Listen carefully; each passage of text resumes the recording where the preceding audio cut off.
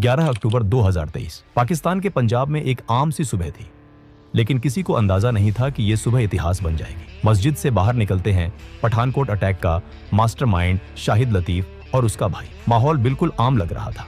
तभी अचानक बाइक पर सवार दो आदमी उनके सामने आकर रुकते हैं। बंदूकें तनी होती हैं। अगले कुछ सेकंड में जो होता है वो पूरे पाकिस्तान को हिलाकर रख देता है। जिस शख्स ने 2016 में भारत की धरती पर खून बहाया, जिसने पठानकोट एयरबेस पर हुए हमले की साजिश रची, आज वही शख्स अपने ही देश में मौत के सामने खड़ा था। शाहिद लतीफ सालों तक भारत की मोस्ट वांटेड लिस्ट में रहा, लेकिन पाकिस्तान में खुलेआम घूमता रहा। लेकिन 2023 में खेल बदल चुका था। अब तरीके बदले थे, रणनीति बदली थी और संदेश बिल्कुल साफ था।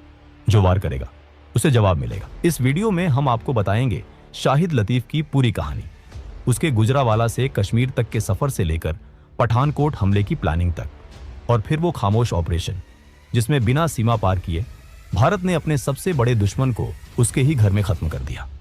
ये कहानी है बदले की, रणनीति की और नए भारत की।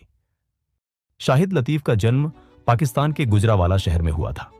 उसके शुरुआती साल ज्यादा चर्चा में नहीं रहे, लेकिन 1990 के दशक की शुरुआत में जब कश्मीर में हालात बेहद तनावपूर्ण हो चुके थे, उसी दौर में शाहिद लतीफ का नाम पहली बार सुरक्षा एजेंसियों के रिकॉर्ड में दर्ज हुआ। 1993 में शाहिद लतीफ ने कश्मीर घाटी में घुसपैठ की। उस वक्त सीमा पार से आतंकवाद तेजी से बढ़ रहा था। शाहिद लतीफ कश्मीर पहुंचकर हथियारों की तस्करी करने लगा। वो पाकिस्तान से हथियार लाकर आतंकवादियों तक पहुंचाता था।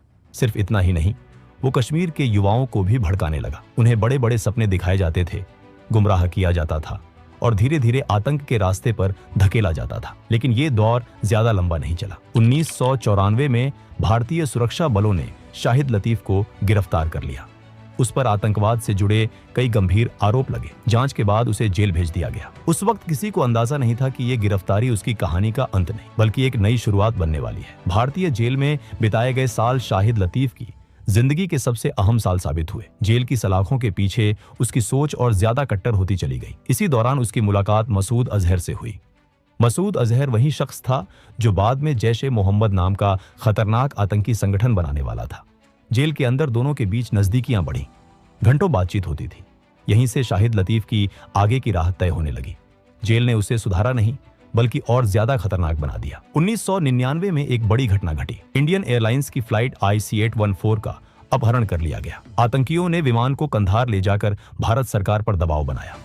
उनकी मांग साफ थी, मसूद अजहर और कुछ दूसरे आतंकियों को रिहा किया जाए। उस वक्त आतंकियों की जो सूची सामने आई, उसमें शाहिद लतीफ का नाम भी शामिल था, लेकिन भारत सरकार ने उसे छोड़ने से इनकार कर दिया।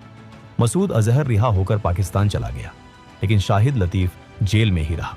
करीब 16 साल तक वो भारतीय जेलों में बंद रहा। आखिरकार 2010 में सजा पूरी होने के बाद